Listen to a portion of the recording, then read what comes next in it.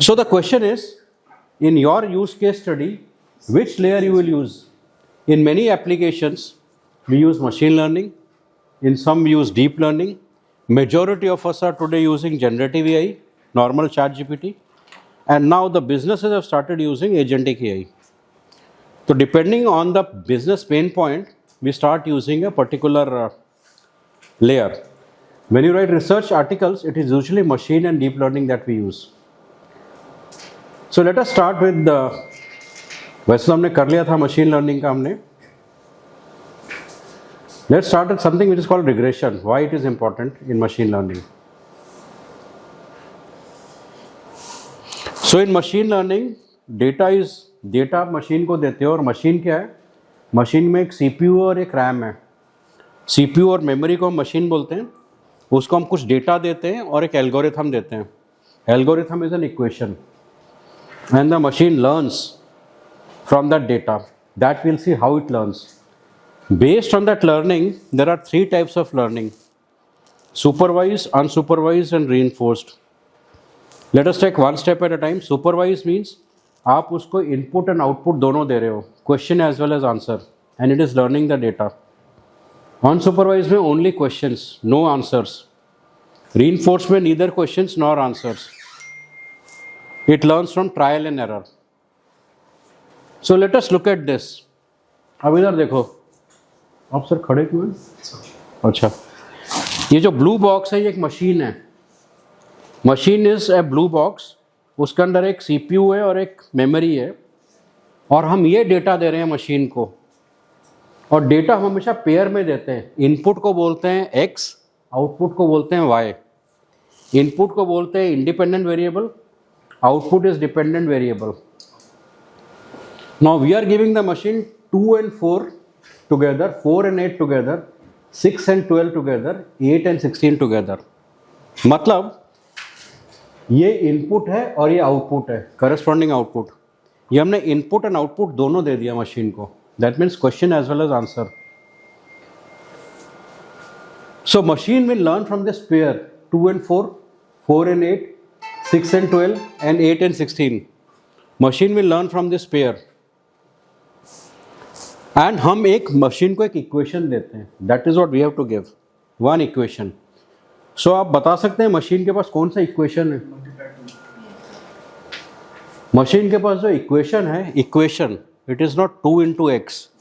Machine के पास equation है y is equal to m into x. m is an unknown parameter that the machine has to learn. वो equation हमारे पास already है. That is the equation of straight line जो sir Francis Galton ने 1885 में दिया था हमें.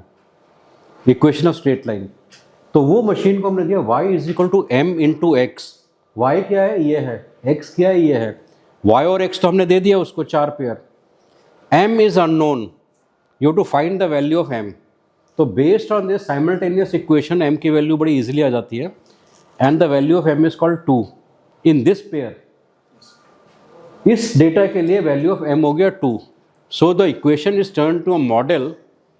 जब m की वैल्यू पता चल जाती है तो हम बोलते हैं अभी इक्वेशन बन गया model. Model is y is equal to 2 into x. Now अगर मैं इसको 10 दूंगा तो आउटपुट क्या आएगा? If I give 10 input, output will be 20. Now the machine is learn from the data. जब मशीन लर्न कर जाता है तो हम बोलते हैं कि the model has learn the parameters. जो हमने इसको दिया था m into x, m is called the parameter.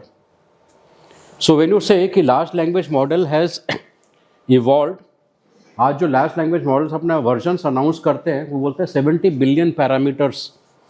Parameters बोलते हैं, डेटा नहीं बोलते हैं. Actually large language models are trained on 10 trillion words. But result of those 10 trillion words is they have learn 70 billion parameters. m is 1 parameter. ऐसे उनको 70 billion parameter learn करते हैं data से. तो इतना सारा उनको डेटा मिला, 10 trillion words. Output is 70 billion parameters are learned out of that. So every large language model is competing with each other in saying कि मेरे को तुमसे ज़्यादा पैरामीटर्स की लर्निंग हो गई है. बट ये हमने y is equal to m into x दिया क्यों? ये तो हमें देना है ना basically. Why did we give y is equal to m into x? We gave y into m into x because we found that there is some linear relationship between 2 and 4, 4 and 8, 6 and 12, 8 and 16. जब input एक unit से बढ़ता है तो output भी proportionately बढ़ रहा है. That means there is a linear relationship. We use linear regression only when there is a linear relationship. Similarly इस मशीन में देखो, ये तो सेम है. What about this? ये तो आंसर ही आपको पता है. What is the equation here? यहाँ पे इक्वेशन क्या है? हमने मशीन को दिया 2, 6, 4, 10, 6, 14, 8 and 18. So y is equal to mx plus c. जो एक्चुअल स्ट्रेट लाइन का इक्वेशन होता है, that is y is equal to mx plus c. c is called the y intercept or the error. So इसमें c की value है 2. Once machine has understood this pattern, c is 2 and m is also 2. So y is equal to 2x plus 2. So in the word of AI, this is called bias and this is called parameter. तो हम बार बार use करते हैं ना कि इतने parameters के learning है और इतने बायस आउटपुट है. बायस is the error, parameter is the slope of the line. So the model is y is equal to 2x plus 2. It is learned from that model. So what we are doing is that in majority of our machine learning predictions, हम linear regression use करते हैं. Linear regression simply बोलता है कि आपके पास दो variables हैं, x and y. There has to be some linear relationship between x and y. What is the meaning of linear relationship between x and y? जब x बढ़ता है तो y proportionately बढ़ता है. Not exactly same unit से बढ़ेगा, but proportionately बढ़ेगा या proportionately घटेगा. Either it will increase or it will decrease. Both are called linear relationship. If I increase x by 2, y can decrease by 3. Then also there is a linear relationship. So first we look at linear relationship between x and y. Then we see कि क्या एक variable दूसरे को impact कर रहा है. That means can I use one variable to predict the second variable because of this linear relationship? So the variable जो हमारे कंट्रोल में है, हम उसको बोलते हैं इंडिपेंडेंट वेरिएबल. जिस वेरिएबल को हम प्रेडिक्ट करते हैं उसको बोलते हैं हम dependent variable. And there is a relationship between dependent and independent variable. This is best example set explain by an example. What do you see here? 12 riders जिनका एज पता है और किस स्पीड से वो बाइक चलाते हैं. जैसे rider number 1, his age is 16 and he drove at 62 kilometres per hour. Similarly this is 29 years and he drove at 50 kilometres per hour. Can we find any relationship between these two variables? एक है age और एक है speed. क्या आपको कोई relationship नजर आ रहा है इसमें? क्या रिलेशनशिप नजर आ रहा है? कैसे पता चला आपको? How do you know? अगर ऐसा 12 डेटा है, अगर मैं आपको 1000 राइडर्स और स्पीड दे देता, कैसे पता चलता आपको? सो व्हाट वी डू, हमेशा in order to get into regression we first get into correlation. Look at this, we have made two columns, age and speed. X-axis by default, Excel by default takes first column as x-axis and second column as y-axis, but you can take anything. So ये हमारा हो गया age, x-axis, और ये हो गया y, speed. First rider, what is his speed? What is his age? 16. और speed क्या है? 62 किलोमीटर्स पर आवर. 16 कहाँ जाएगा? एज के x-axis में. Where will 62 go? Here. What is the intersection point? So we can map on a scatter plot the first rider. His age is 16 and speed is? Because this is age and this is speed. Similarly, I go to the second rider, 22 years, and he drove at 60 kilometers per hour. 22 comes here, 60 comes here. Intersection is this. Second rider, all riders. We mapped all riders on a scatter plot. This is called a scatter plot. What does this scatter plot now show you? अब क्या दिखाता है आपको ये? There's a trend. This is going down. That means as the age is increasing, the speed is decreasing. There is an inverse relationship between age and speed. As the age is increasing from 10 to 60, you can see the corresponding speed is decreasing from 65 to 25. Because the trend is going like this. There's a negative trend, but it looks like a proportional linear trend. अगर ये trend ऐसा होता तो हम बोलते हैं कि proportional positive trend है. So the linear regression can happen because of positive trend और नेगेटिव ट्रेंड. पर हमको नहीं पता कि कितना है वो ट्रेंड, द न्यूमेरिकल वैल्यू क्या है. उसके लिए let's do a simple exercise. आपका लॉयड ग्रुप 1 है ना? आपका एक्सेल तो खुला ही होगा यहाँ पे. लॉयड कैंपस 1 है ना?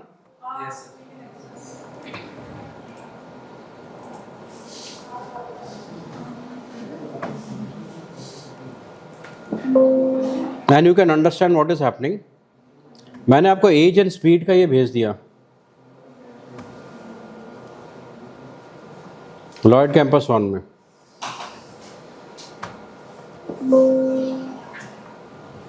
सेम डेटा जो मैंने आपको दिखाया था, exactly the same data. Can you open that? Sir किसी और का व्हाट्सएप खुला हुआ है और पहले लॉग आउट करना पड़ेगा. आपने मोबाइल से अपने जीमेल को फॉरवर्ड कर दो और जीमेल खोल दो.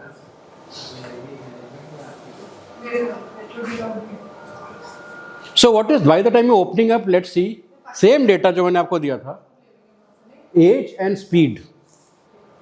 We want to find if there is exaction relation. 2, 4, 6, 8 बताया था.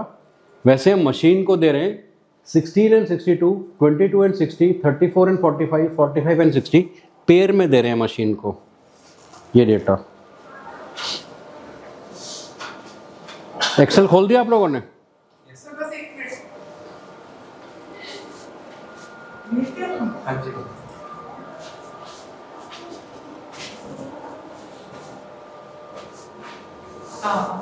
Okay, everybody okay? Now let's start a scatter plot in Excel. Very simple, ये आपको पता ही है. You choose the data, go to insert, ये स्कैटर प्लॉट यहाँ पे मिल जाएगा जहाँ पे मेरा एरो है, charts, and just click on this. तो आपने सेम स्कैटर बड़ा इजीली बना दिया यहाँ पे. Age, speed. दोबारा I just make it again. इसको सिलेक्ट किया दोनों को, insert, and you see this charts. Click on charts. सबसे पहला ये स्कैटर, वो अपने आप बन गया. एक्सेल क्या करता है बाय डिफॉल्ट, फर्स्ट कॉलम को एक्स एक्सिस बनाता है, सेकंड कॉलम को वाई एक्सिस बनाता है. तो this is basically age and this is equal to speed. तो we have drawn the same जो मैंने आपको पावर पॉइंट में दिखाया था. At this stage scatter plot correlation से पहले होता है. To find the correlation between two variables we always do a scatter plot. अब स्कैटर प्लॉट में looks like there is a inverse relationship, but what is the intensity of that relationship we don't know. Numerical value क्या है उस relationship का between age and speed? That is defined by coefficient of correlation by Karl Pearson, and that can be easily found using Excel only. So you can just take to any cell, take the cursor to any cell, and just say is equal to Corel. Just say is equal to Corel. यहाँ देखिए correlation कितना है, और brackets open करो and just take the numerical values first column, comma, numerical values second column. First column, comma, second column, close the brackets, enter. Yeah. I want to find, see what I am trying to do, कि मेरे को ये पता चल गया है कि दोनों के बीच में एक inverse relationship है. But I want to quantify कि कितना स्ट्रांग है वो inverse relationship in some number.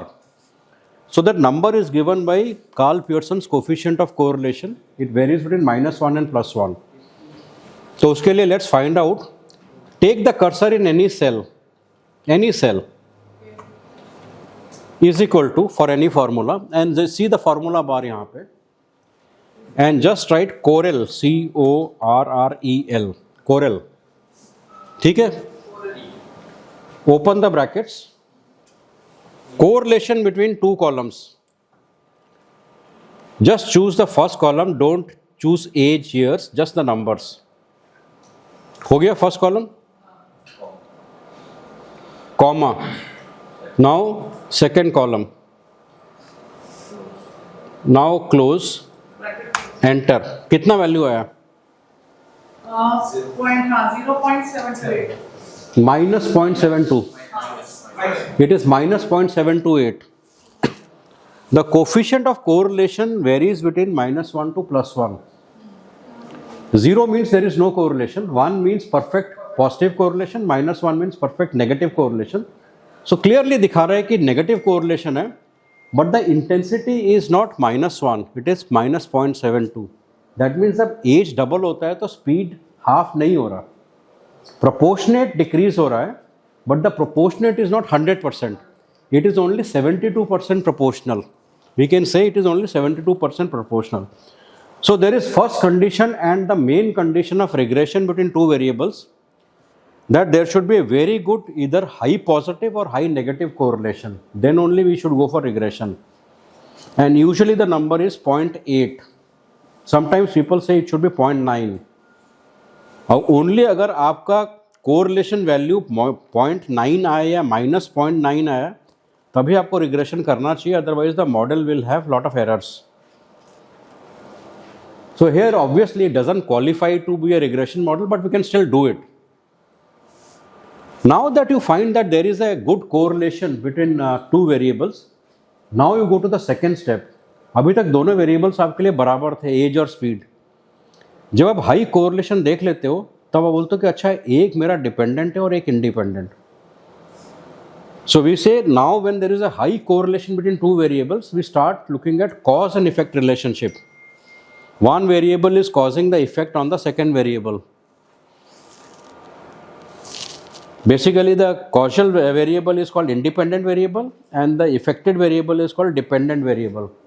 Independent variable जो हमारे कंट्रोल में है, डिपेंडेंट वेरिएबल जो हम प्रेडिक्ट करना चाहते हैं. इन दोनों में इंडिपेंडेंट कौन सा और डिपेंडेंट वेरिएबल कौन सा है? एज और स्पीड में which is independent and which is dependent? Now that there is a good correlation. Age is independent because age मेरे कंट्रोल में है. मैं अपने हिसाब से चूज कर रहा हूँ लोगों को. मैं लोगों को देख देख के उनका एज देख देख के चूज करता हूँ इस कॉन्टेस्ट में, पर किस स्पीड से वो ड्राइव करेंगे मेरे कंट्रोल में नहीं है, वो डिपेंडेंट वेरिएबल है. So now let us Excel में ही एक रिग्रेशन का मॉडल क्रिएट करते हैं which is called trend forecasting. इसी एक्सेल में take the cursor here and just enter. Cursor इसी स्कैटर प्लॉट में लेके कहीं पे भी रखो और एंटर करो तो आपको एक प्लस साइन आ जाएगा. आ गया? So take this cursor to that plus sign. ठीक है, आपके ये सारे चार्ट एलिमेंट्स आ गए. Go to the bottom most trend line, click. यहाँ पे एक एरो आ रहा है, just click on that arrow. जब एरो है click on more options. After that click on more option. Obviously it is already clicked on linear. We are looking at a linear relationship. यहाँ पे just bring this down and say display equation on chart. Just click on display equation on chart. Do you see a equation on the chart? Yes, sir. What is that equation? y is equal to mx plus 0.660. हाँ, तो इसमें y is equal to mx plus c. इसमें c क्या है? 67 point.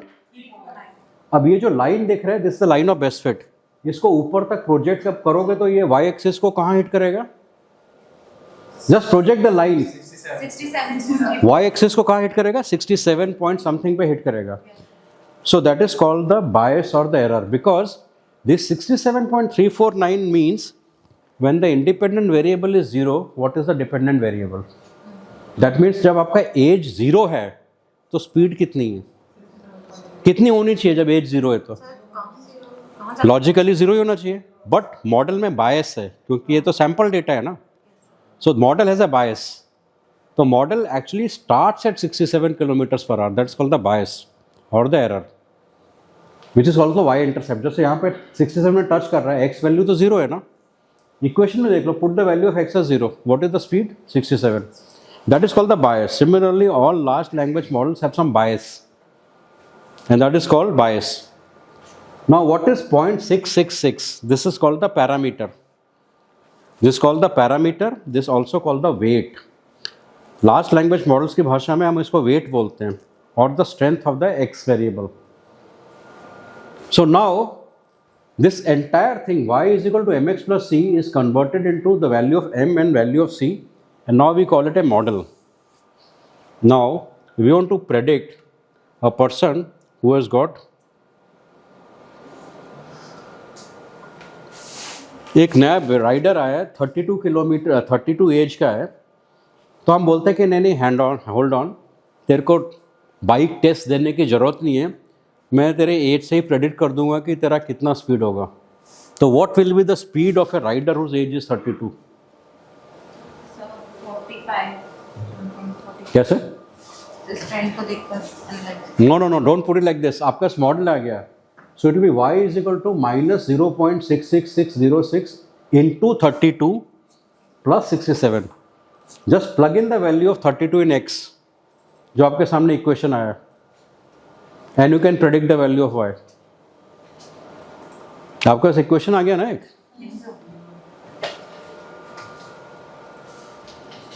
Minus 0.666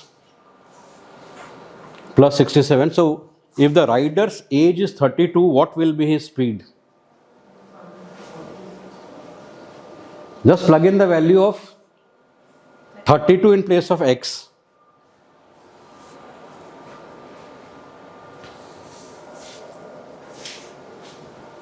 तो ये 67 पे plus करना होगा. हाँ, वो तो पूरा मॉडल है ना.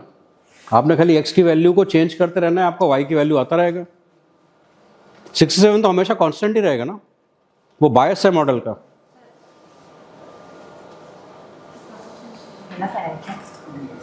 It will be minus 0.66 into 32 plus 67.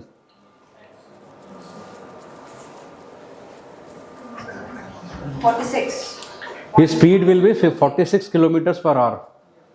सो आपने क्या करा, आपका मशीन लर्न हो गया है, उसने पैरामीटर्स को लर्न कर लिया है, उसको पैरामीटर पता चल गया है. पैरामीटर इज माइनस 0.66 और बायस है 67. Now plug in any new rider with any age, it will start predicting the speed at which the driver is driving. That exactly what machine learning is, that exactly what regression is. And what is this dotted line? This is straight line. This is basically line of best fit. हर scatter point में एक ही line of best fit मिलेगा, which is as near to all this points, but it doesn't touch all this points. अगर ये सारे के सारे पॉइंट्स इस लाइन में लाई करते तो it would have been the best scatter point, it would have been the best line, and the linearity would be 100%. But linearity 100% नहीं है, तो इसलिए कुछ scatter point above the line है, कुछ scatter point below the line है. So we try to fit the scatter point into one straight line, because हमारे पास इक्वेशन जो आ रहा है वो स्ट्रेट लाइन का आ रहा है. ये जो इक्वेशन आपने निकाला है, this is the equation of the straight line. This is a straight line equation, because we always said ना कि in machine learning we use the equations of our forefathers. So we are using the equation of sir Francis Galton, y is equal to mx plus c, and that is a straight line equation only. और उस straight line को हम इस scatter point में fit करना चाहते हैं. So again come back to this point, again इसके वापस आ जाओ, एक प्लस फिर से ले आओ, अगेन इसके अंदर क्लिक करो, एक प्लस आ जाएगा. आ गया? Again click on plus, again repeat the same thing. बिल्कुल ट्रेंड, मोर ऑप्शंस, नीचे जाके now say display R square value of the chart.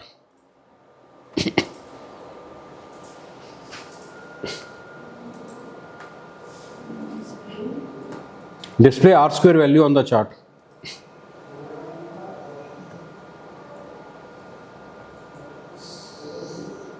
More options, linear,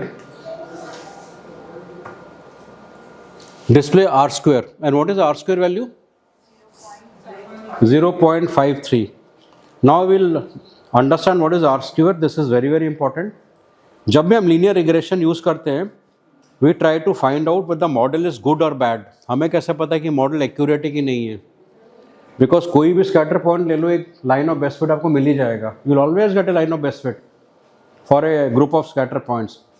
but whether it's a good model और a bad model, that is determined by this value called R square, coefficient of determination. This value is between 0 and 1 and it should be more than 0.8 for a good model. Anything less than 0.8 is a bad model. It gives you errors. So let us understand this and then we'll use orange for some more complex data.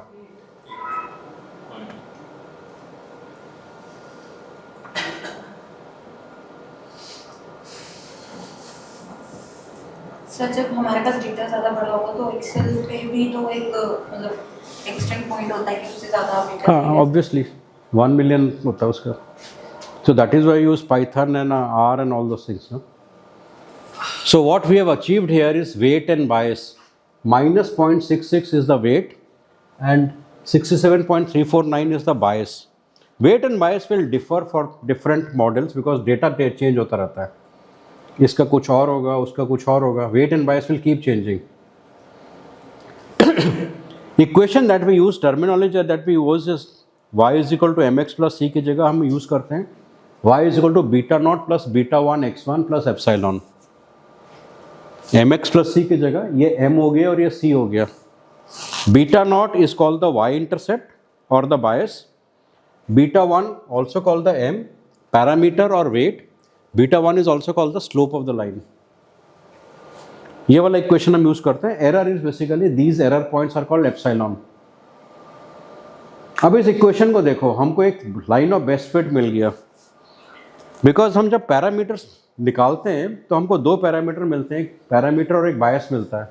We know the value of beta nought, this value. We note the value of beta 1 which is the slope. जब भी आपका slope और starting point fix हो जाता है तो line automatically fix हो गई.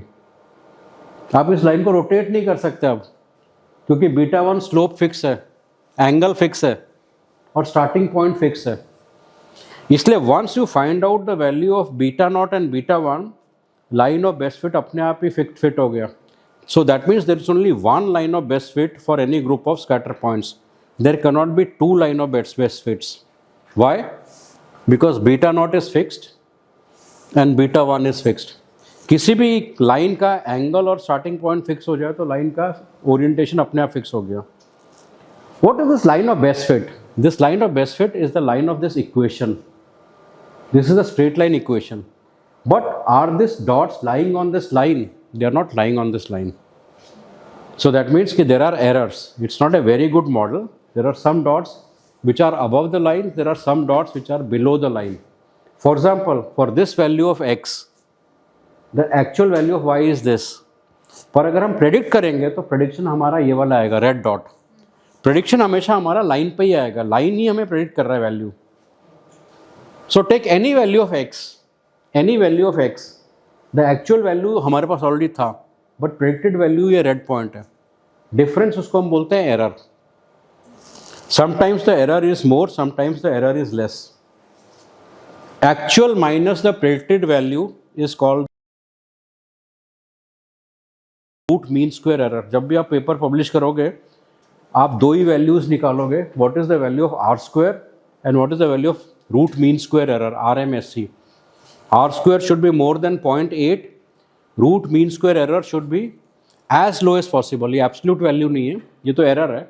It should be very very low. It should be as close to the mean of the y values. Now let us understand what is R square. आप सिर्फ एक point को लेते हैं यहाँ पे, just take one point, let's take one point, एक ही स्कैटर पॉइंट लिया, 16 62, एज 16, स्पीड 62, और ये मेरा लाइन ऑफ बेस्ट फिट है एज और स्पीड का। किसी भी पर्टिकुलर, ये क्या है 16 ईयर्स 62, पर अगर मैं जो इक्वेशन हमने फाइंड किया था उसमें आप डालो 16 ईयर्स, तो y वैल्यू कितना आएगा, 62 नहीं आएगा, कुछ और आएगा, या तो ऊपर आएगा या नीचे आएगा। लेट अस से कि ये वाला आया कि this is the value of y, predicted value is not this is the actual value, this is the predicted value. ये वाला पॉइंट जहाँ पे मेरा उंगली है ये प्रेडिक्टेड वैल्यू है, ये प्रेडिक्टेड वैल्यू है। इक्वेशन में प्लॉट करो 16 की वैल्यू, प्लॉट मत करो, I am just giving example, so that will give you the predicted value. The predicted value and the actual value are different, and the difference is called sum of squares errors. Error. Similarly, take the average value of all the y. आपने y value जो predicted values है उनका नहीं, जो actual y values हैं, जो actual speed है, उनका आपने average value ले लिया, तो एक horizontal line आ गया। predicted value और average value के बीच का जो distance है उसको हम बोलते हैं sum of square residuals। अब sum of square residuals plus sum of squares errors is called sum of squares totals. बड़ा छोटा सा इक्वेशन है ये। Sum of square total is nothing the distance between the actual value and the average value.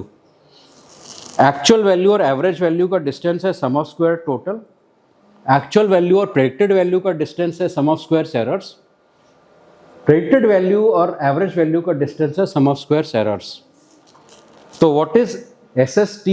SST is nothing but SSR plus SSE, ठीक है। SST is nothing but SSR plus SSE। अब इस equation line को ऊपर rotate करो and assume कि इस line इस पॉइंट से होते जा रहा है, that means the actual value हो गया आपका predicted value. That's a very good line, one of the best models. अगर सारे के सारे एक्चुअल पॉइंट्स इस लाइन में लाइंग करेंगे तो हमारा सबसे बढ़िया मॉडल वही होगा, परफेक्ट लीनियर। तो एज्यूम करो ये लाइन ऊपर रोटेट कर रहा है और एक्चुअल वैल्यू और प्रेडिक्टेड वैल्यू सेम हो रहा है, दैट मीन्स आप सम ऑफ स्क्वायर्स एरर्स को रिड्यूस कर रहे हो। जब सम ऑफ स्क्वायर्स एरर्स को रिड्यूस करते हो तो ऑब्वियसली वो जीरो हो जाएगा। जब जीरो हो जाएगा तो सम ऑफ स्क्वायर्स रेसिडुअल्स अपने आप बढ़ने लग जाएगा और SSR becomes equal to SST। Imagine the line goes to that point, जब वो line goes to that point SSE becomes 0, SSR becomes SST, and that is a perfect line. R square is nothing but a ratio of SSR divided by SST. That means all the points are lying on the line. R square becomes 1. R square is nothing but a ratio of SSR over SST. That is the condition when all the error points are 0. Or when we look at the real model, उसमें एक x नहीं होता, बड़े सारे x होते हैं। This not only age, in a multiple regression you have many x values, x1 x2, there are many independent variables and there is one dependent variable. तो हर इंडिपेंडेंट वेरिएबल के कोफिशिएंट को आपको निकालना पड़ता है। This is weight 1, weight 2, weight 3, हर x का एक वेट निकलता है। जैसे एज का वेट निकाला था हमने -0.66, हर एक का एक वेट निकलेगा। And just to understand it better, let me give you a data. Motor insurance premium data set. मैं आपको एक डेटा देता हूँ, then you'll understand it better.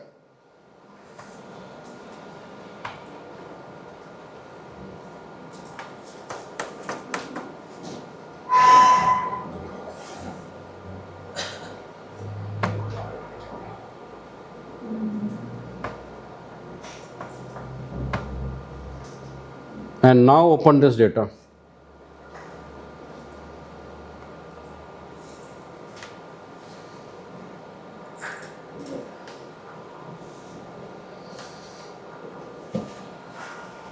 While you're opening this data, let me make you understand what is this data set. इस data set में 3 variables हैं, 3 columns. Columns are also called the features, and rows are the number of respondents or number of people. First is what is the age of the vehicle. Second is what is the sum insured. Third is what is the premium of that vehicle.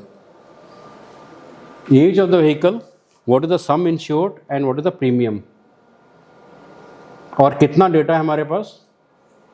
100 data set है, 100 data points. तो पहला vehicle का as 7 साल था, सम insured था 3,96,769 और उसका premium था रफली 10,236 रुपीज़. ये ऑलरेडी डेटा है हमारे पास. This is a supervise learning. My dependent variable is premium and independent variable is age and sum insured. तो मैं बोल रहा हूँ कि मेरा प्रीमियम जो है वो डिपेंड कर रहा है एज और सम इंश्योर्ड पे. This is my dependency. I want to calculate the premium of vehicles जिसका सिर्फ एज और सम इंश्योर्ड मेरे पास आ रहा है. I am to calculate what should be the premium. So मैंने पिछले सारा डेटा को मशीन को दे देना है और उसको एक इक्वेशन दे देना है. It will learn dependent variable is premium and independent क्या है? Age of vehicle and sum insured. तो then open up your orange.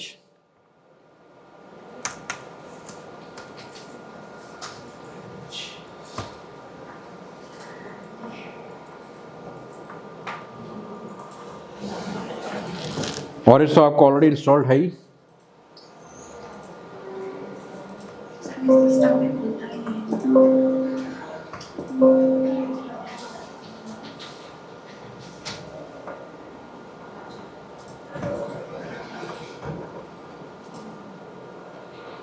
You are all at this page.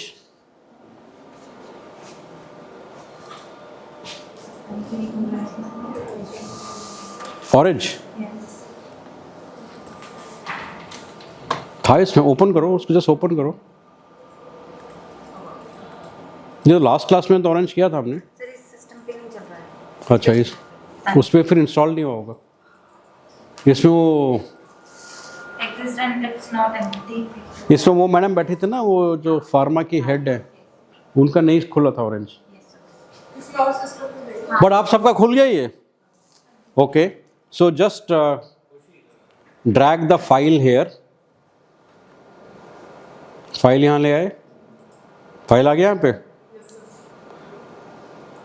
Physically drag करो और फाइल, या अदरवाइज फाइल पे double click करो, अपने आप आ जाएगा वो. फाइल में हमने इंपोर्ट करना है. Double click. यहाँ पे आपका एक फोल्डर आ जाएगा लाइक लास्ट टाइम. फोल्डर को क्लिक करो and pick up that data.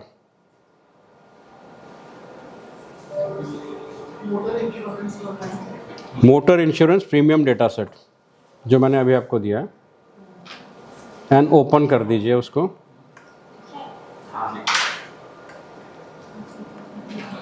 जब आप करोगे तो आपका ऐसा एक डेटा सेट खुल जाएगा ऑरेंज में. ऐसा खुल गया.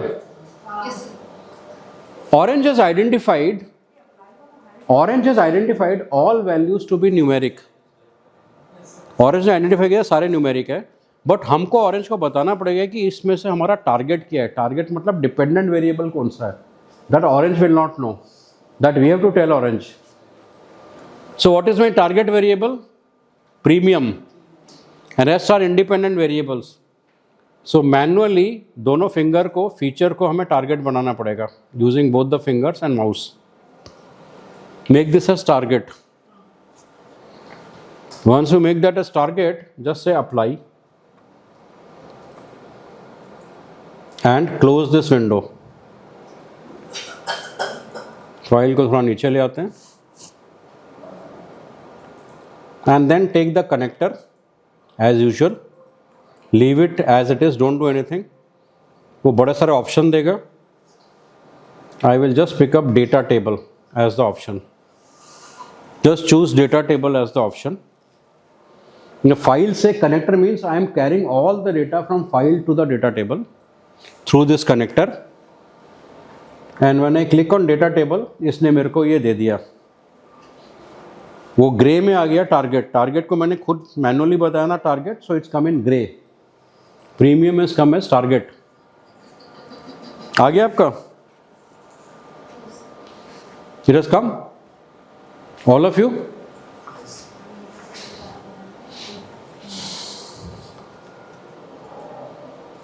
Obviously, then what I'll do is that I will simply close this like I did last time.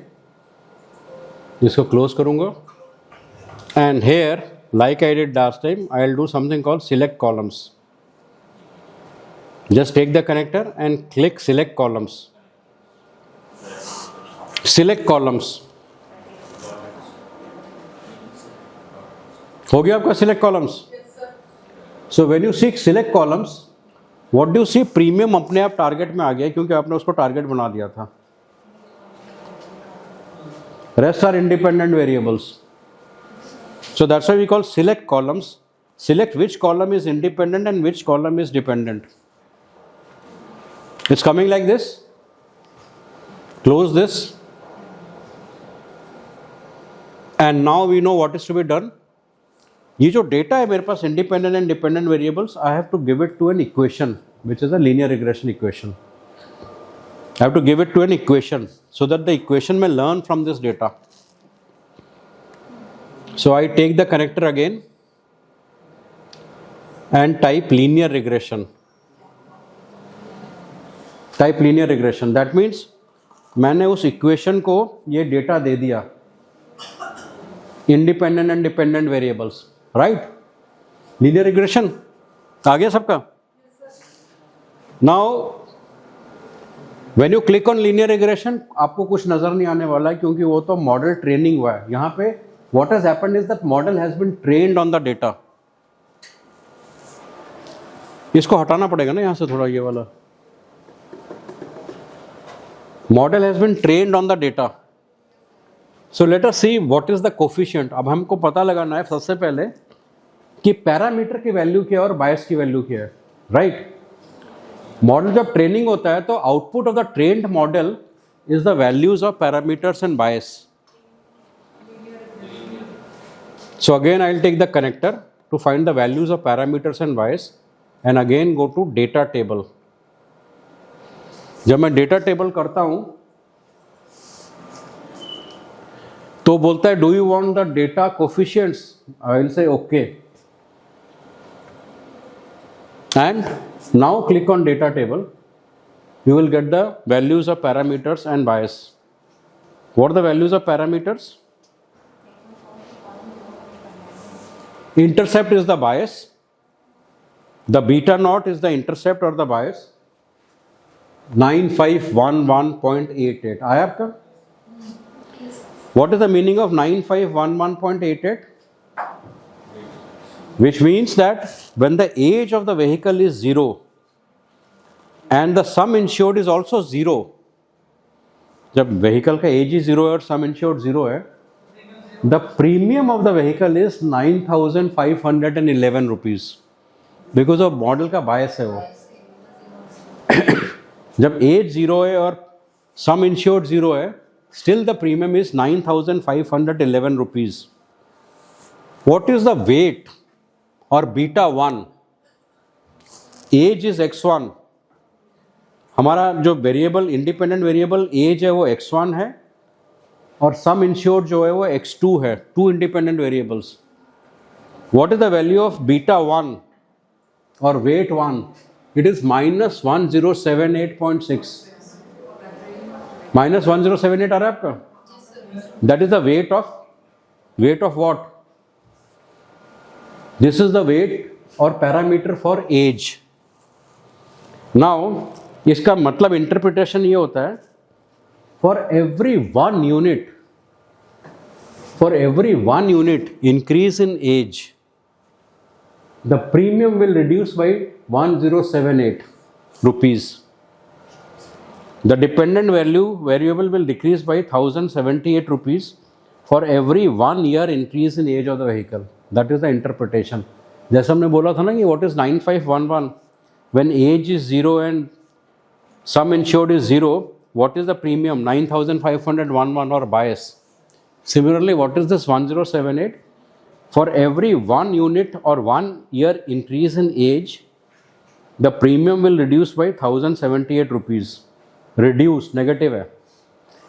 Similarly, x2 का वैल्यू क्या है, weight of x2, x2 is basically my second independent variable. What is the weight of that? 0.02. बहुत छोटा सा wait है, 0.02. It simply means that for every 1 rupee increase in sum insured, the premium will increase by 2 paisa. That is what 0.02 is, 2 paisa. For every 1 rupee increase in sum insured, the premium will increase by 2 paisa. So anyway, these are interpretations.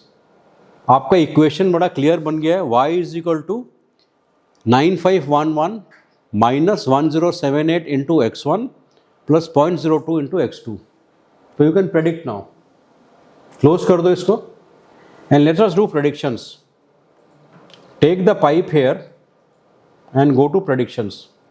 I want to predict, जैसे आपने predict किया था ना कि for the x value 32 what is the speed, आपने manually किया था ना. Now the model will start predicting.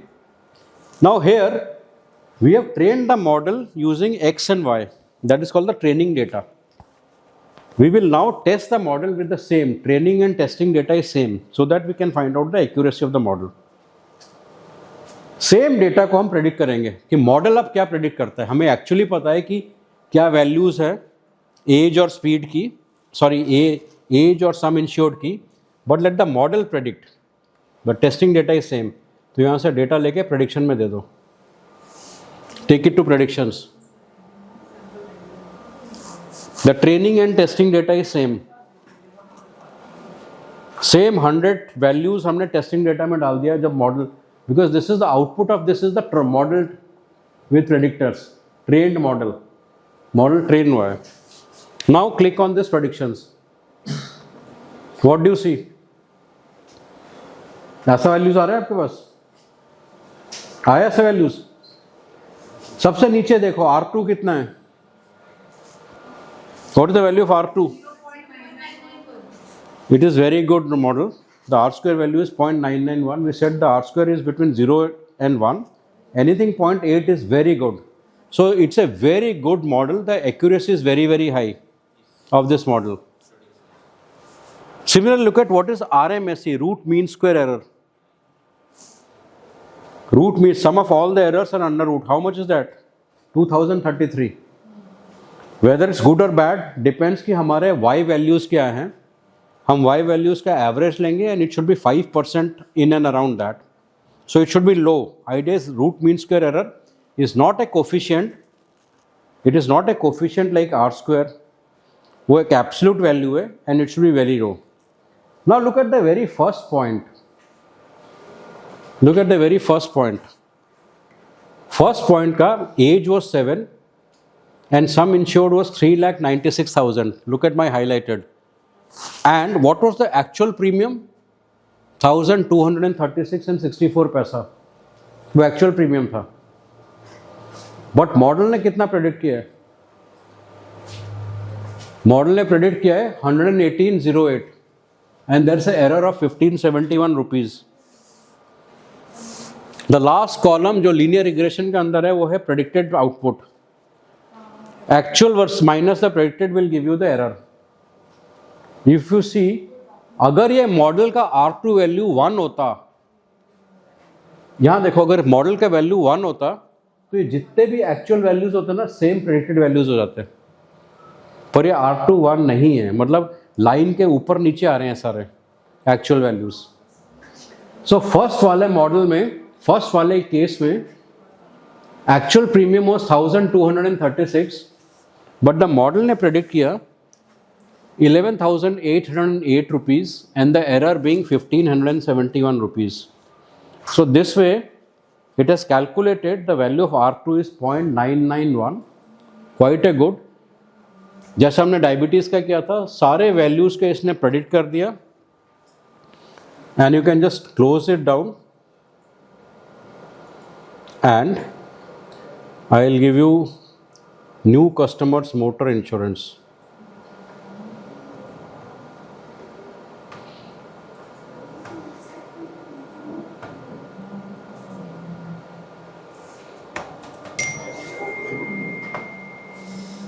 This data, new customers, motor insurance.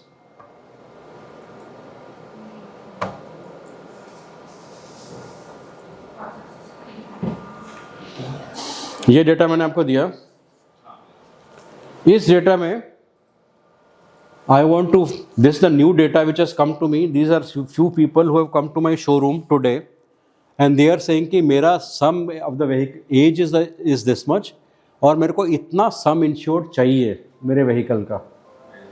But I have to find out what is the predicted value. What is the predicted value of the premium? Premium is unknown. Premium model ने find करना है. That's why it's showing question mark. Premium is unknown. So I want to predict the premium now. जैसे हमने speed predict किया था, मेरे को premium predict करना है.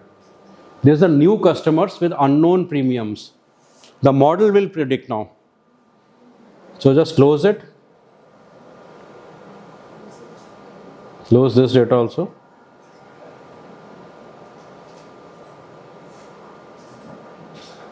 और यहाँ पे फाइल दोबारा लेके आओ टेस्टिंग करने के लिए नीचे न्यू कस्टमर्स का. अगेन डबल क्लिक एंड क्या था न्यू कस्टमर्स, क्या डेटा था?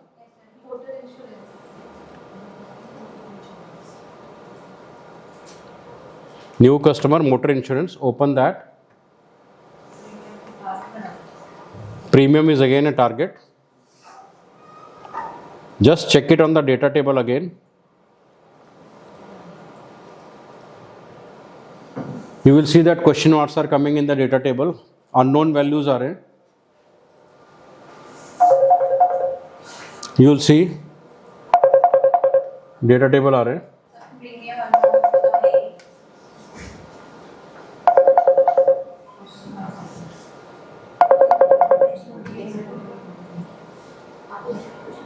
अननोन आ रहा है ये. ओके. नाउ इस फाइल से प्रेडिक्ट करो, अननोन वैल्यूज को प्रेडिक्ट करो. Give it to the model. This the model and click on predictions. Now known values आ गए. तो पहला जो व्हीकल है उसका प्रीमियम होगा 12,886. दूसरे का होगा 7,631.34 like that. So all the premiums are now known. Model is predicted. जो भी लीनियर रिग्रेशन के अंदर आ रहा है वो है मॉडल प्रेडिक्शन. मॉडल ने प्रेडिक्ट कर दिया, मशीन लर्निंग ने प्रेडिक्ट कर दिया. It has predicted the new values. And what is the accuracy of this values? Are this values accurate? Yes, they are accurate to the value of 91% because R2 था 9.91. It is 91% accurate. All these values that regression has predicted. Do you have any data, very complex data जिसका आप regression calculate करना चाहते हो, prediction calculate करना चाहते हो? कोई है आपके पास डेटा? सबसे पहले do one thing, इसको remove करो और वापस select column से prediction ले जाओ जैसा हमने पहले किया था training model and save this. ये आपका linear regression का workflow है. जस्ट सेव इट जैसा आपने पहले किया था. फाइल को जाके कोई भी नाम दे दो. Now on the same saved file you just have to go to file and upload the new data. ये आपका मॉडल अब सेव हो गया. कोई भी कॉम्प्लेक्स डेटा आप इसमें डाल सकते हैं. Any complex data. रीसेट करके हम डेटा डाल सकते हैं. रीसेट नहीं करना, ये आप इसको सेव करो. जैसे आप यहाँ पे जाओ file, save as light linear regression. It will save as .ows and save it. It will go into any of the folders that you want. उसके बाद वो आपको एक ऑरेंज का इमेज आ जाएगा उस फोल्डर में. उसको क्लिक करोगे तो अपने आप ये वर्कफ्लो ओपन हो जाएगा. और आपके पास ये क्या है कि this is the regression workflow. ये आप अपने पास सेव्ड रखो. आपने क्या करना होता है, खाली फाइल में जाना होता है और यहाँ पे फाइल चेंज कर दोगे. फाइल में इन वो चेंज कर दोगे. एक मिनट.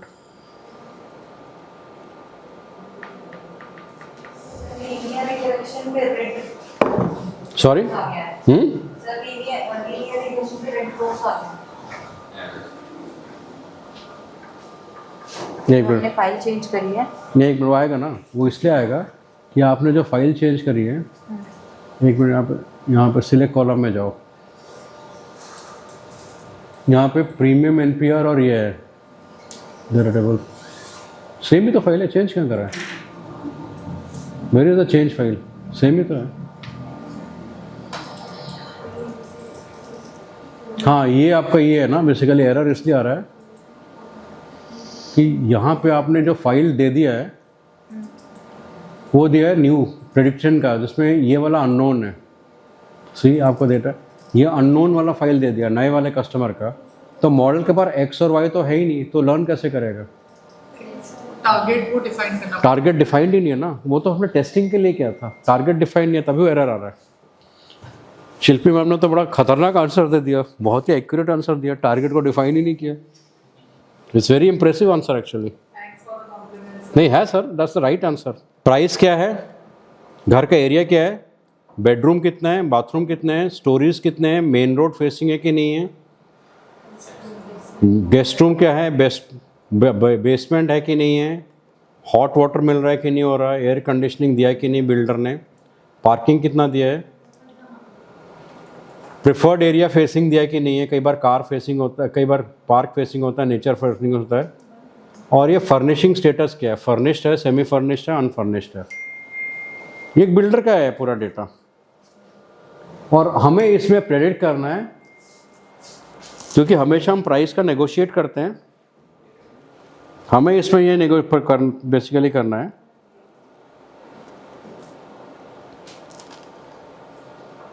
हमें इसे नेगोशिएट कर, हमें इसमें ये फाइंड करना है, टारगेट वेरिएबल हमारा है price, what will be the price of the flat if rest of the things these are all independent variable. अगर उसका एयर पे स्क्वायर फीट में एरिया दिया गया है, बाथरूम दिया है, नंबर ऑफ बेडरूम्स दिए हैं, बाकी सब कुछ दिया है, what will be the price of the flat, that is what we have to find out. तो कुछ नहीं करना आपने, तो इसको क्लोज करना है, again go to same Orange, यहाँ पे फाइल में जाओ और यहाँ पे वो हाउसिंग वाला डेटा को ही डाउन कर दो। नहीं सेम में, you already saved it once, बार बार करने की जरूरत ही नहीं है।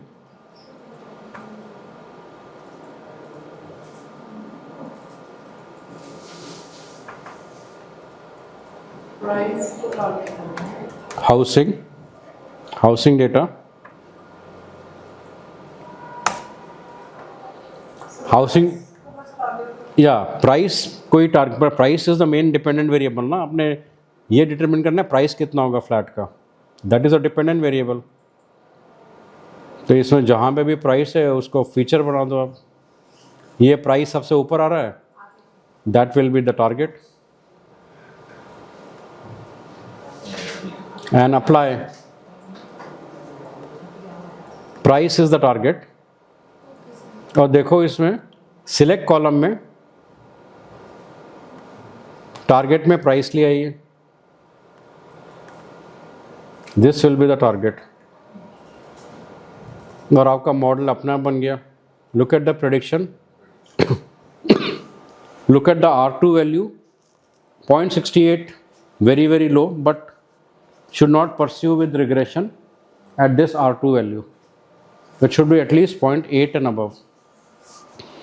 But still it has given you a model. इतने सारे वेरिएबल्स में भी हम प्रेडिक्ट कर सकते हैं।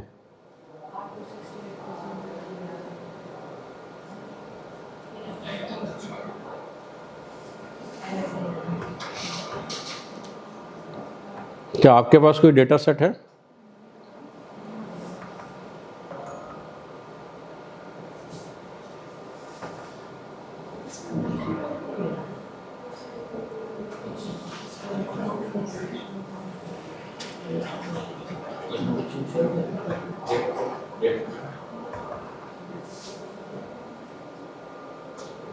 एक और मैं आपको भेज रहा हूँ,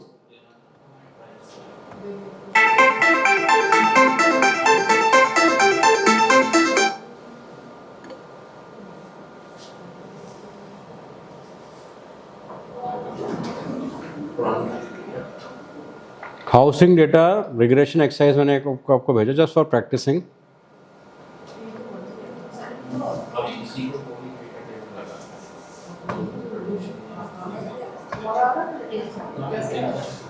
Have you got this new data which I have sent you?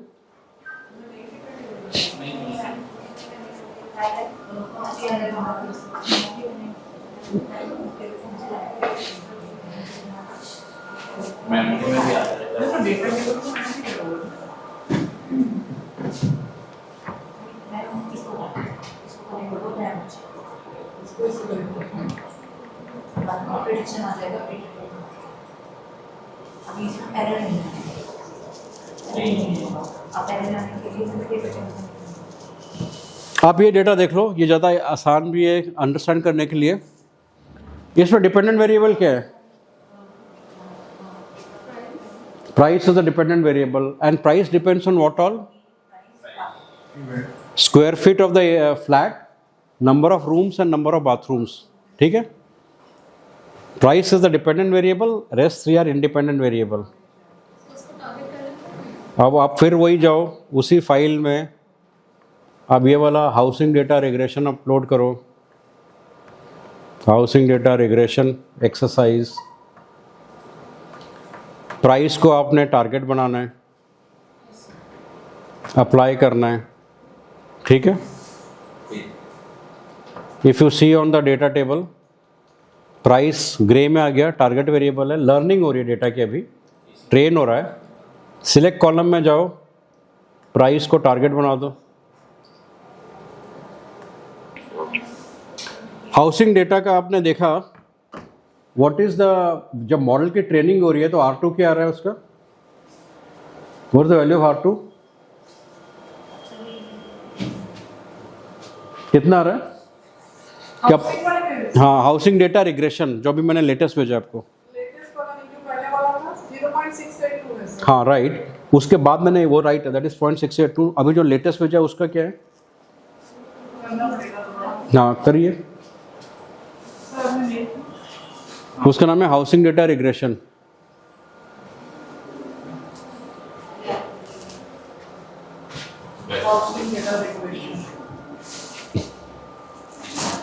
What is the value of R2?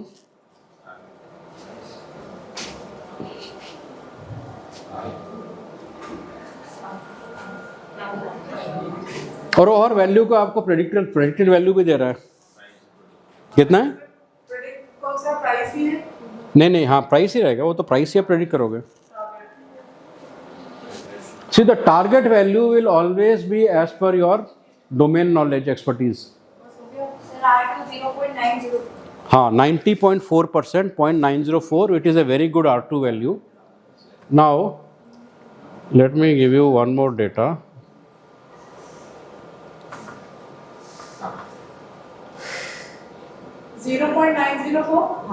या अब मैं आपको देता हूँ.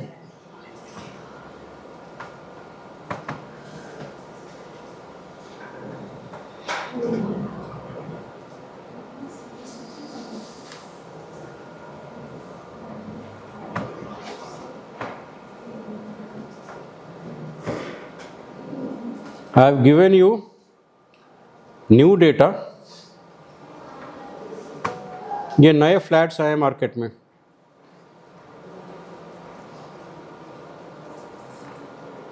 ये नए फ्लैट्स जो आए मार्केट में, ऑब्वियसली इंडिपेंडेंट वेरिएबल्स तो नोन है बट डिपेंडेंट वेरिएबल्स अननोन है. You don't know what is the price of the flat and we want to predict as per this model. We want to predict as per this model. So हमें predicted values निकालनी है जो question mark है अभी. Correct?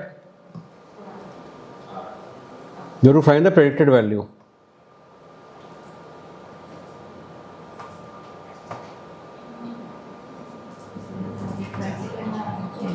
So I will all go to orange.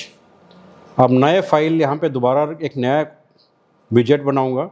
Now I want to do the predictions and select this जो latest मैंने आपको भेजा है.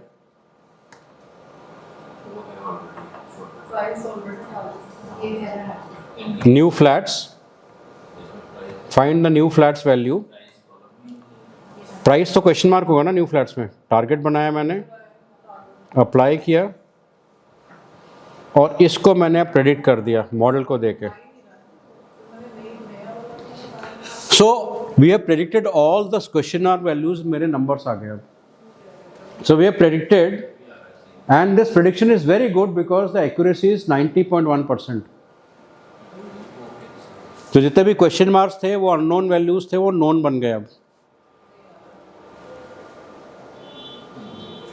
सर ये इसमें नहीं करा, हमने सिलेक्ट कर लिया प्राइस को, टारगेट भी करा, बस न्यू वाले में फाइल में ले लिया थे। नहीं, एक मिनट, इसको क्लोज करिए जरा। नहीं, ये तो फाइल आपका पुराना वाला था, इसको वापस वही करिए, जो ट्रेनिंग डेटा था वही दे दीजिए। नहीं, ट्रेनिंग डेटा इसी में तो चेंज कर रहे हैं। नहीं, इस पर नहीं होगा, नया फाइल आएगा आपको शायद वहाँ। नया फाइल लेना। हाँ, क्योंकि वो तो ट्रेनिंग वाला फाइल को आप चेंज ही नहीं करोगे ना, वो तो नया डेटा है ना। See this is what this structure is will always be like. Whenever आपको नया डेटा को टेस्ट करना है, आप एक फ्रेश फाइल लेके जाओगे यहाँ पे। बस अब इसको सिलेक्ट कॉलम से कनेक्ट कर दें बस। नहीं, सिलेक्ट कॉलम्स की जरूरत ही नहीं है ना, क्योंकि select columns is only for training time. आप तो सीधा अपने नए फाइल को प्रेडिक्ट ही करना है। सर ये एक मिनट, इसको यहाँ पे एक मिनट पहले मॉडल ट्रेंड था ना, ये इसमें वाला ट्रेंड मॉडल था ना सर, इसी में तो इसमें जब क्लिक आप करो, उसमें फाइल क्या था, उसमें क्लिक करो, पुराने वाले में, फर्स्ट वाले, इसमें क्लिक करो। इसमें ये वाला नहीं, न्यू नहीं है ना, इट इज़ द इसमें तो हाँ, क्योंकि इसमें तो प्रेडिक्टेड वैल्यू है ही नहीं ना, वाई है ही नहीं ना। ओल्ड वाला दीजिए, टारगेट बिल्कुल ठीक है, अप्लाई। और यहाँ पे डेटा, एक just on the safe side data table click कर दो। हाँ, करेक्ट, दैट्स करेक्ट। एक मिनट, आप पहले इसको मॉडल को ट्रेन करो, फर्स्ट ट्रेन द मॉडल। यहाँ पे सिलेक्ट कॉलम्स लो फिर से। एक मिनट, इसको हटा दो पूरा, अभी इसको हटाओ दो, इसको रिमूव करो, फिलहाल इसको रिमूव करो। ये जो हमारा ओरिजिनल ट्रेनिंग चल रहा है अभी, इस पे है सर, ऑलरेडी है। क्लिक करो, इसमें तो क्लिक ही नहीं हो रहा। हाँ ठीक है, इसको क्लोज कर दो एंड इसमें जस्ट शो द प्रेडिक्शन है। यहाँ पे आपका आ गया 0.904। Now just close it. This part is now the training model. ये मॉडल ट्रेन हो गया है, ये मॉडल ट्रेंड है। यहाँ पे जो वैल्यूज आउटपुट आ रही है ट्रेंड मॉडल की हैं। अब नया फाइल में आप नया डेटा को डालो। ले लिया। हाँ ठीक है, उसका डेटा टेबल देखो अब। नया बनाओ आप? नहीं, same, just see the data table. जैसे वापस नहीं, यहाँ पे नहीं, अलग से डेटा टेबल, जस्ट टू सी कि क्या है वो डेटा। सारे क्वेश्चन मार्क है, क्लोज कर दो। अब ये पूरा फाइल वाला डेटा यहाँ पे दे दो प्रेडिक्ट के लिए। ये नहीं, फाइल नहीं, डेटा टेबल से नहीं, डायरेक्टली फाइल से, डायरेक्टली फाइल से। आप क्लिक करो प्रेडिक्शन में, आपके सारे वैल्यूज आ गए ना क्वेश्चन मार्क की जगह। लेकिन नीचे वैल्यूज नहीं आ रहे। नहीं, वो तो टेस्टिंग में वो वैल्यूज नहीं आएंगे ना। अच्छा, खाली ट्रेनिंग में वो कंपेयर करेगा एक्चुअल और प्रेडिक्शन। अब तो एक्चुअल है ही नहीं, आप खाली ये प्रेडिक्टेड वैल्यूज निकालोगे। जो नया मार्केट में ये फ्लैट्स आए हैं, ये जितने भी क्वेश्चन मार्क्स थे उनके अगेंस्ट प्रेडिक्टेड वैल्यूज आ गए। अच्छा, and this predicted values are accurate to the extent of 90.1% because R2 90 था ट्रेनिंग का, तो सारे प्रेडिक्टेड वैल्यूज आ गए। This is how it is to be done. So choose any data that you have, जहां पे आप रिग्रेशन करना चाहते हो। पहले आप सबसे पहले ट्रेनिंग करोगे डेटा का। First of all you train the model. Train में you have the actual values, और जब मॉडल ट्रेन हो जाता है तो उसके प्रेडिक्टेड वैल्यूज आ जाते हैं, तो तभी आपका एक्चुअल माइनस प्रेडिक्टेड ही R2 आ रहा है। अगर आप टेस्ट करना चाहते हो, नए डेटा से प्रेडिक्ट करना चाहते हो, तो एक नया फाइल खोलो और सीधा उसको प्रेडिक्शन तक ले जाओ। नए फाइल में जो प्रेडिक्टेड वैल्यू होगा वो क्वेश्चन मार्क होगा, and then you can get the actual value of the new data. जब आप फाइल को सेव करोगे रिग्रेशन का, ये हटा दो, this not the actual flow, ये तो टेस्टिंग फ्लो था, इसको रिमूव करो। ये था आपका actual, save this as the regression file. इसको आप सेव करोगे, ट्रेनिंग मॉडल को आप सेव करोगे, that is the actual regression model.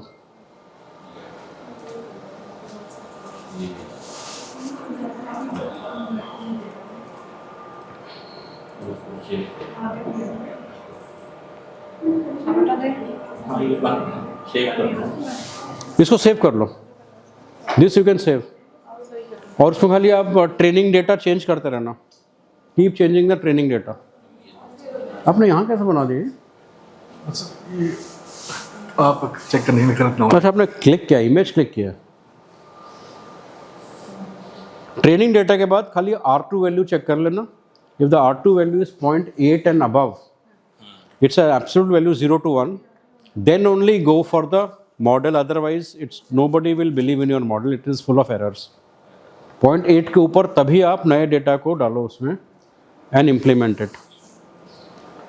Similarly keep changing, आपके पास तो बहुत सारे डेटा सेट्स होने चाहिए, पुट एनी डेटा सेट डालो, आपको अपने पास भी आपके अपने डोमेन के बहुत सारे डेटा सेट्स होंगे, सेव तो कर ही दिया आपने। नाउ कीप, यस मैम, आपका क्या लाभ नहीं चल रहा आज? सब लेट हो गई थी तो स्टेप्स मिस हो गए थे, तो मैम के साथ 3-4 ही थे, आप तो काफ़ी आगे चल रहे थे।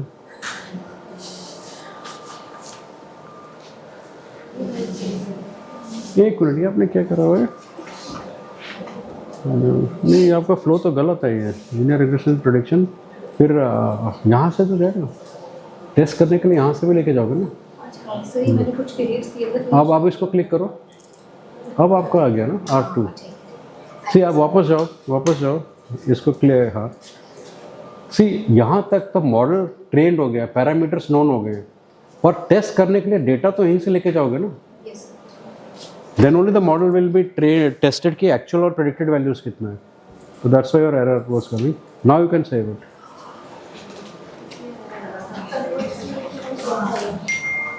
So everybody has understood this fundamentals of regression. कि होता क्या है regression? And you can keep testing with any data. But एक चीज़ और आपको मैं दिखाना चाहता हूँ यहाँ पे.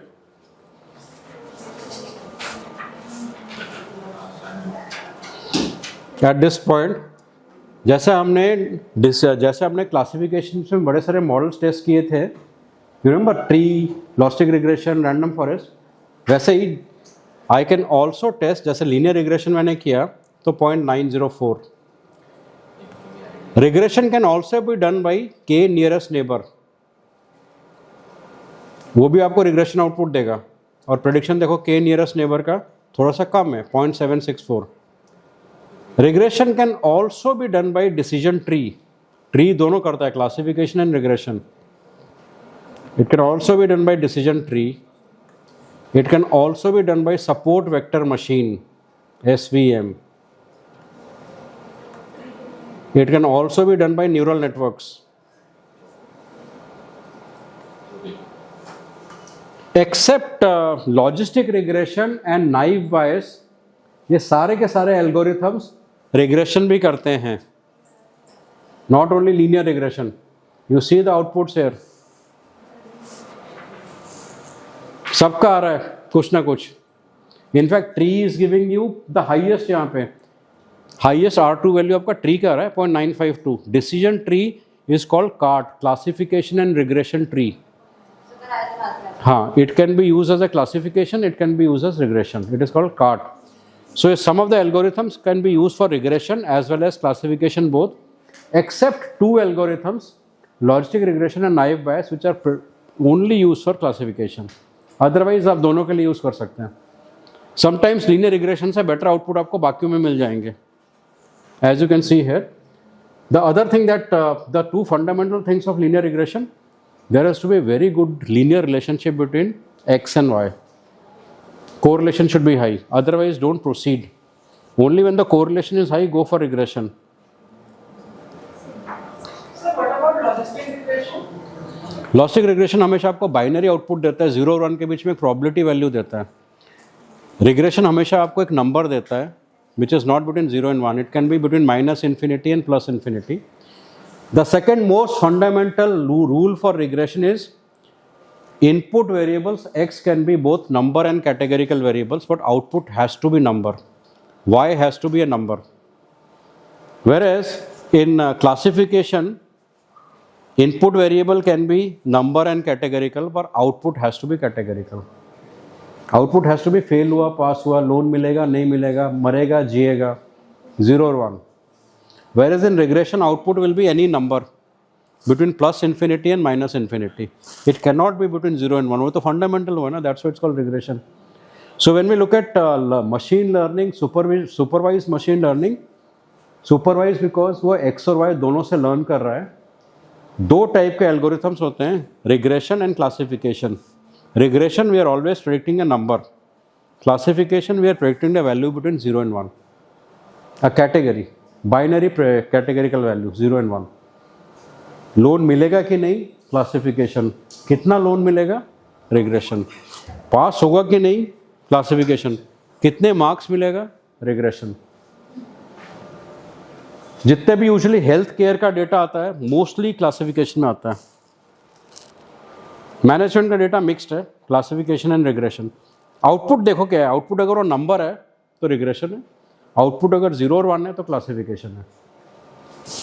और रिग्रेशन में हम खाली लीनियर रिग्रेशन यूज़ नहीं करते, बाकी सब भी यूज़ करते हैं. ट्री भी करते हैं, KNN भी करते हैं, सपोर्ट वेक्टर भी करते हैं, न्यूरल नेटवर्क भी करते हैं. That's why in tree we call it classification and regression tree. It is called CART. In support vector we call it support vector machine. उसके दो फैमिलीज होते हैं, support vector classifier and support vector regressor, SVC and SVR. इसमें random forest भी करोगे वो भी output आ जाएगा आपको रिग्रेशन का. हाँ वो तो ट्री का ही है ना, तो you can use tree as well as random forest. Only regression में you will not use logistic regression and naive Bayes, क्योंकि वो हमेशा आपको 0 और 1 के बीच दोनों प्रॉबिलिटी यूज कर रहे हैं. They will always give output which is probabilistic. It is called Bayesian output. Naive Bayes तो कंडीशनल प्रॉबिलिटी हो ना 0 और 1 के बीच में, so it will always give you a probability output. Naive bias and logistic regression. Rest can give you both 0 and 1 as well as any number. But fundamentally, the independent variable should have a very high correlation with dependent variable individually. अगर आपका x1, x2, x3, x4 है तो हर एक का individually dependent variable का highly correlation होना चाहिए. But however between the independent variables the correlation should be very very low. अगर वो हाई कोरिलेशन हो जाता है इंडिपेंडेंट वेरिएबल्स का, it is called multi collinearity. वो एक दूसरे के इफेक्ट्स को कैंसिल करने लग जाते हैं. तो उसमें एक कॉन्सेप्ट होता है प्रिंसिपल कंपोनेंट एनालिसिस. तो उसमें हम सिमिलर वेरिएबल्स को क्लब कर देते हैं एक वेरिएबल के लिए, factor analysis. Two similar highly collinear independent variables can be merged as one variable. So between the variables, independent variables, low correlation. Between each independent and dependent, high correlation. That is the main thesis of regression. And then you can predict any number. Any number. Orange obviously is the best for this. You can do that in Excel also. Excel में भी हो जाता है, but avoid using Excel. Use Orange. Any questions, ma'am? Number को predict कर रहे हैं, we are predicting exact number. Hypothesis में हम एक सैंपल को ले रहे हैं और उसके बेसिस में हम पॉपुलेशन के बारे में बोल रहे हैं कि नल इज ट्रू और ऑल्टरनेट इज ट्रू. हमारे लिए मशीन लर्निंग में सैंपल ही डेटा है. There is nothing called sample. We say this is a data with a bias. So if you are publishing a article with hypothesis then PLS. If you are publishing an article with machine learning algorithms, then तो वो PLS आएगा ही नहीं. फिर तो उसमें ये सब आएंगे, मशीन लर्निंग के एल्गोरिथम्स आएंगे. Which is article you are publishing, hypothesis or machine learning? So generally we are publishing hypothesis. Hypothesis. तो उसमें hypothesis में आपका PLS आएगा. इसमें आप कौन सा सॉफ्टवेयर यूज़ करते हो? जमो भी यूज़ कर सकते हो उसमें. अगर मेरे को सपोज HR एनालिटिक्स कुछ क्लास देनी है then only I can use this ना. हाँ, उसमें चर्न प्रेडिक्ट करना है, सैलरी प्रेडिक्ट करना है. HR एनालिटिक्स में तो बहुत ज़्यादा कर लेते हैं हम. We do plenty of things in HR analytics. Plenty of things. Churn prediction, salary prediction, resume and job description matching. Orange is very very good. नहीं, आपका टेक्स्ट डेटा है पूरा. आपका CV एक पूरा टेक्स्ट डेटा है.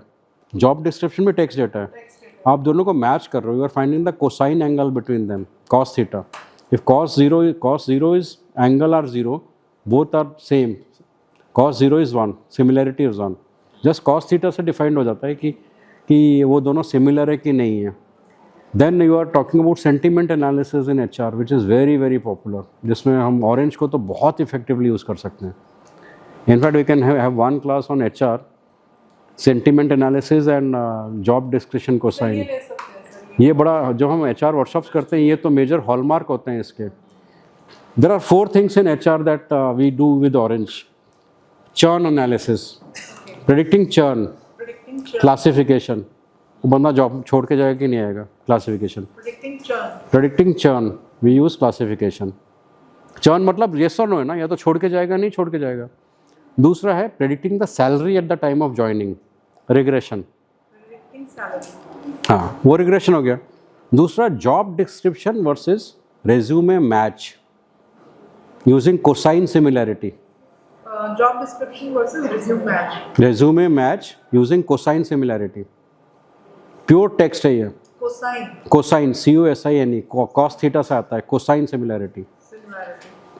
चौथा है sentiment analysis of employee feedback. ये HR का बड़ा कॉमन होता है. It will be between again -1 and +1. Sentiment analysis we can give it a number between -1 and +1. वो जितना 1000 ऑफ वर्ड्स लिख दे फीडबैक में, thousands of employees.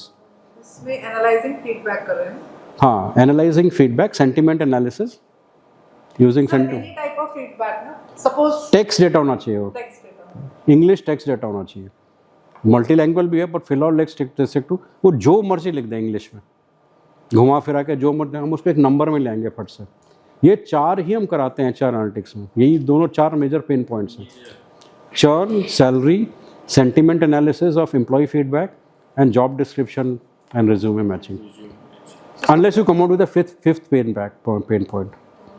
So suppose if you take an example, many of the faculty who didn't join this FDP. Which FDP?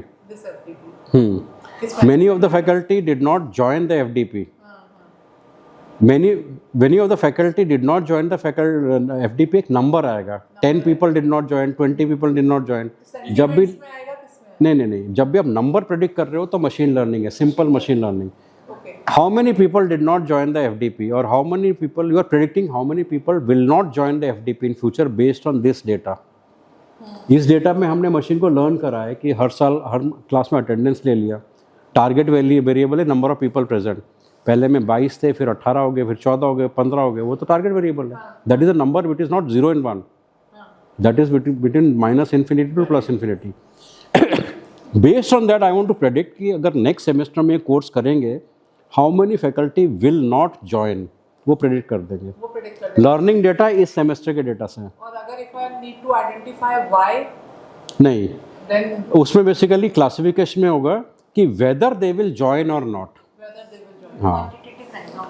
वो 0 और 1 है, whether they will join और not. Predicting churn में आ जाएगा. प्रेडिक्टिंग चर्न में आएगा.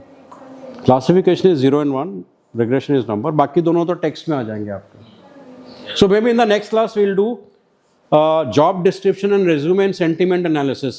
तो पूरा HR का एटलीस्ट कंप्लीट हो जाएगा.